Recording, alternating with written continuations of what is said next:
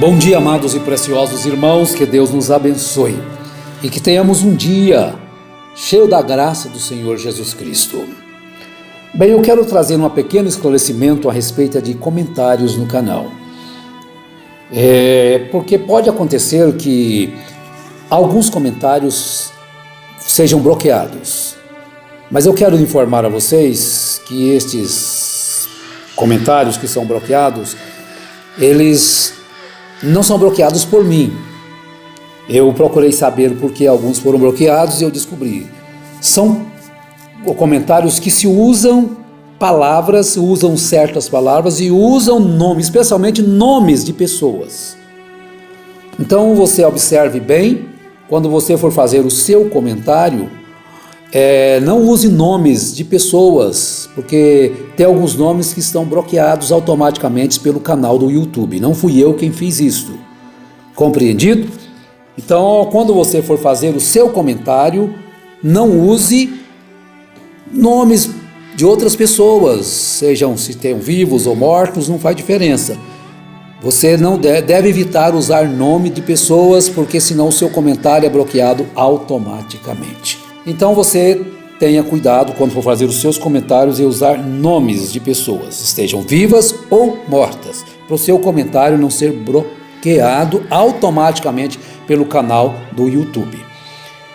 Muito bem, então agora nós vamos tecer um pequeno comentário a respeito do termo peneirada. Ele tem os dois lados, companheiros. Se você for peneirar um amendoim, por exemplo, eu sempre faço isso. Você assa, torra o amendoim, peneira, sai a casca e fica o grão. Se você for peneirar areia, o que acontece? O que sobra na peneira, que não sai, é lançado no entulho. O que aproveita é o que cai, é o que sai. O que sai vai servir para a edificação das casas, dos edifícios, dos templos. Então é um termo usado e as pessoas às vezes não entendem. Porque a questão de sair, ela é relativa. Tem que sair mesmo, quando o sistema se torna podre. Então vai peneirar? Vai. E o que ficar vai servir para o entulho. Se tratando de areia. Então é lançado fora. Então o que cai da peneira, quando balança a peneira, aquilo que cai, então vamos fazer um prédio com ele, vamos fazer uma casa. Então o que sai, edifica-se um templo. Então tem que ser cuidado, esses termos assim, né? Você pensa que está fazendo uma grande coisa e de repente está depondo contra você mesmo. Agora, atribuir a um homem a cura é uma prática dos idólatras. Você vai encontrar isso em Atos dos Apóstolos, capítulo 14, quando Paulo e Barnabé oraram por aquele homem coxo de nascença, e então ele foi curado, e de repente aqueles idólatras ali em Listra quiseram sacrificar touros, eles trouxeram grinaldas para eles, os sacerdotes. Então Paulo, rasgando os seus vestidos, com Barnabé, não permitiram que aquilo acontecesse. Ele não tomou a glória para si. Então, no vosso próprio ensinamento, existe um parágrafo aí, se você pode descobrir, que diz que certo evangelista de cabelos loiros orou por alguém e aquela pessoa foi curada. Então, aquela honra vai para aquele evangelista de cabelos loiros. O pastor fulano orou para mim, eu fui curado. Por que você não diz, pastor fulano orou para mim, Jesus me curou? Então lá em Atos 14 também, você vai encontrar que a fé para a cura divina não estava nem em Paulo, nem em Barnabé, estava justamente no coxo. Que Paulo, olhando para ele e viu que ele tinha fé para ser curado, então mandou que ele ficasse de pé. E foi justamente o que aconteceu. Ele se levantou sobre os seus pés. E então ele ouviu a Paulo, e Paulo, fixando nele os olhos e vendo que tinha fé para ser curado, disse em voz alta: levanta-te direito sobre os teus pés. Ele saltou e andou. Então não atribua cura divina a nenhum pregador. Não atribua a nenhum homem, mas a Jesus Cristo. Então você não é dependente de um homem, você não fica devendo favor a um homem quando ele ora por você e aquela pessoa e você é curado. Você não tem que fazer penitência àquele homem, não. Você não tem que ajoelhar aos pés daquele homem, não. Ele é simplesmente um homem como você. Se ele sair do caminho, ele vai para o mesmo buraco que os que saíram do caminho vão. Só há um curador e esse é Jesus Cristo. Não misture as coisas, porque isso é idolatria, é idolatrar um homem, porque ele orou e aquela pessoa foi curada. Quem cura é só Jesus. E se aquele homem consente, recebe aquela honra e fica calado, ele está incorrendo num erro terrível. Eu orei e aquela pessoa foi curada. Não. Cuidado com isto. Agora, quando você diz, como está escrito em São Mateus capítulo 7, portanto, pelos seus frutos os conhecereis. Será que Jesus estava se referindo aos frutos de curar os enfermos, de falar em línguas? A cura divina, numa escala assim de grandiosidade, está na 5ª escala, conforme São Paulo deixou escrito. Na primeira carta aos Coríntios, capítulo 12. Você pode encontrar isso. Primeira carta de São Paulo aos Coríntios, no capítulo 12. Ele vai dizer sobre os dons. Então é um dom que é dado para a pessoa, como o dom de língua, o dom de interpretação, o dom de visão, o dom de profecia. Mas o primeiro seria apóstolos. Colocar as coisas em ordem. Então vamos colocar as coisas em ordem. Coloque as coisas em ordem. Será que os frutos que Jesus estava requerendo, falando, seria curar enfermos? Então, se você basear a sua fé em cura divina, você está perdido, porque você vai lá no templo, no santuário do Divino Pai Eterno em Trindade, você vai encontrar milhares de cadeiras de rodas, centenas de cadeiras de rodas, de muletas, e tanto testemunho de pessoas foram curadas. Você lê a história dos Beatles, você vai encontrar que quando os Beatles estavam fazendo shows, pessoas se levantavam de seus cadeiras de rodas.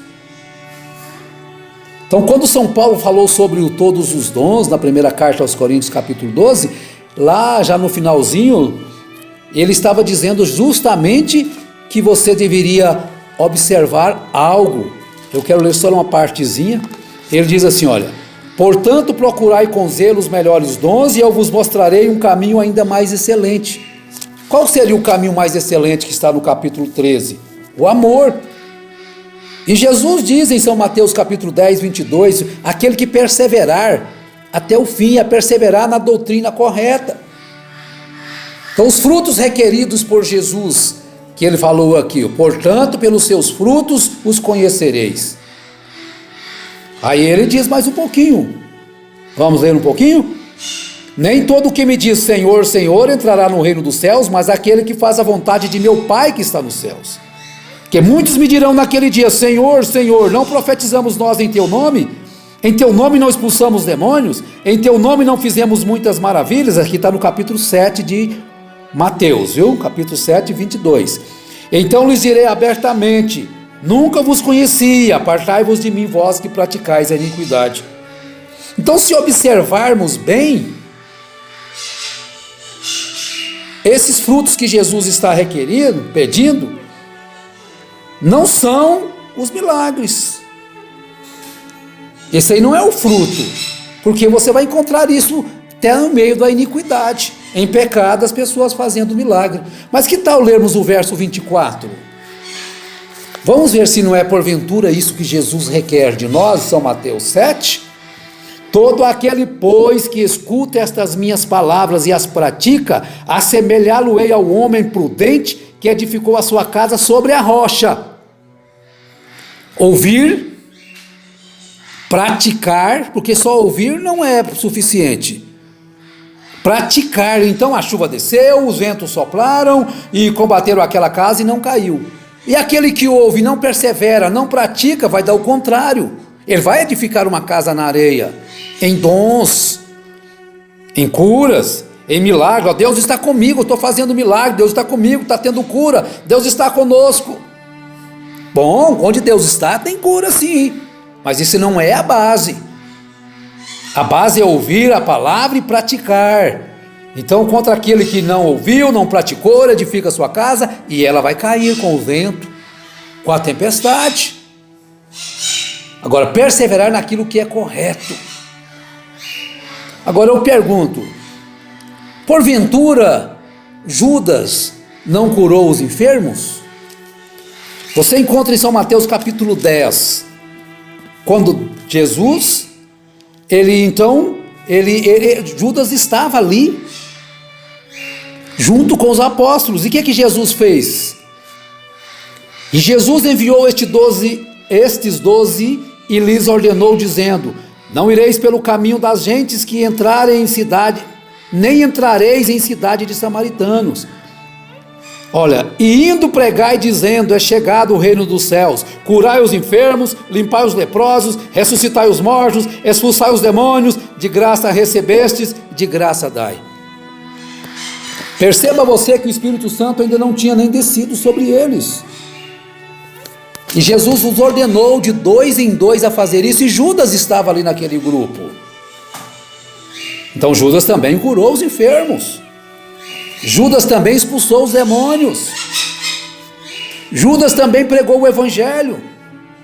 Então às vezes as pessoas falam assim: é melhor ser como Pedro, que é explosivo, do que como Judas, que era manso, até beijava o rosto de Jesus. Estão vendo? É a perseverança na palavra. Se você não persevera, então é onde você vai ficar aí envolvido com essas coisas. Então, se você encontrar depois lá em Ezequiel capítulo 33, o ofício do verdadeiro profeta é anunciar a verdade. Então, se eu estou anunciando a verdade para vocês, eu estou me colocando aqui como um pregador, e eu vou ter que responder por aquilo que digo. Por isso eu leio a Bíblia Sagrada, a palavra de Deus. Então, há um aconselhamento aqui, olha. Então, quando você vê, o pregador vê o mal vindo sobre o povo, e não se coloca ali e proclama aquele povo a sair da idolatria, a arrepender dos seus pecados, e eles morrerem naquilo, ele é culpado daquilo, porque Deus deu um dom a ele para ele exercer. Então vejam só, depois você pode ler 33 do 1 até o 20. Vejamos só uns 2 versículos. Desviando-se o justo da sua justiça e praticando iniquidade, morrerá nela. E convertendo-se o ímpio da sua impiedade e fazendo juízo e justiça, ele viverá por isto mesmo. Todavia vós dizeis: não é reto o caminho do Senhor? Julgar-vos-ei a cada um conforme os seus caminhos, ó casa de Israel. Então você não pode basear-se só em obras que as pessoas fez. Praticou o bem e depois deixa de praticar o bem e vai praticar o mal.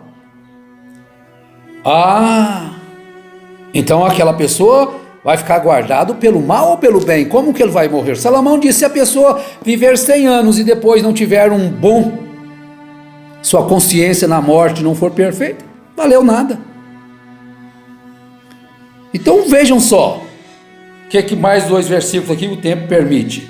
Quando eu disser ao justo que certamente viverá, e ele confiando na sua justiça, praticar iniquidade, não virão em memória todas as suas justiças, mas na sua iniquidade que pratique ele morrerá.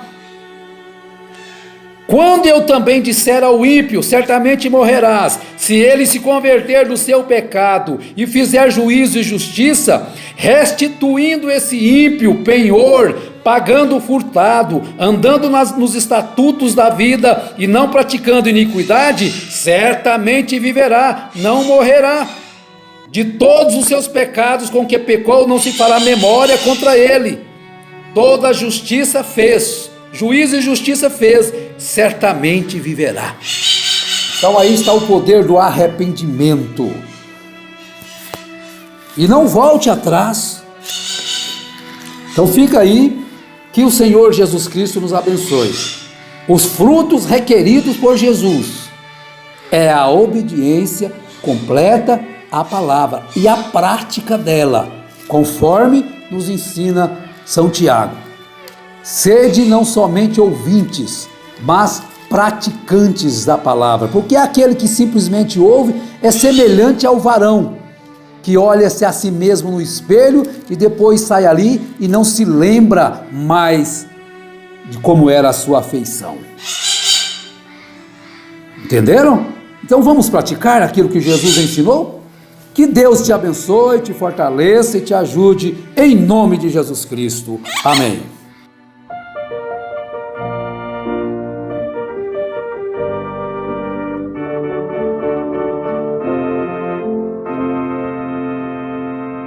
Quem na areia constrói, vê a casa cair, a procela destrói quando chega a rugir. Se o vento soprar, em perigo há de estar, sobre a areia mansão, sem firmeza no chão.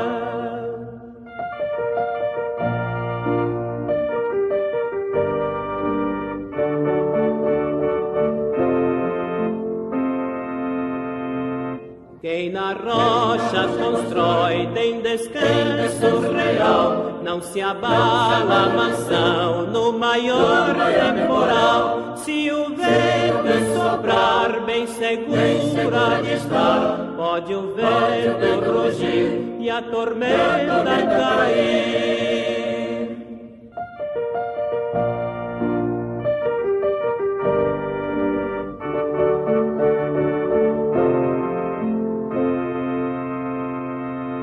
Cristo é a rocha real, sobre a qual sem tardar tua vida eterna